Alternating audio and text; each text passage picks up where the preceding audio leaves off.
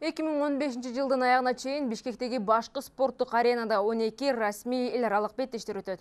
Бул тууралуу Дене тарбия жана спорт мамлекеттик агенттиги билдирди. 11-15 август аралыгында Алга командасы АФК кубогунун таңдоо баскычында Бангладеш жана Макао клубтары менен беттешет. 16-26 сентябрь аралыгында болсо 16 жашка чейинки футболчулар Азия чемпионатынын таңдоо мелдештеринде тайпадан чыгуу аракетин көрөт. Мында маштыруучу Самат Сумалиевдин командасы Непал, Иордания жана Оман курамалары менен күч сынашат.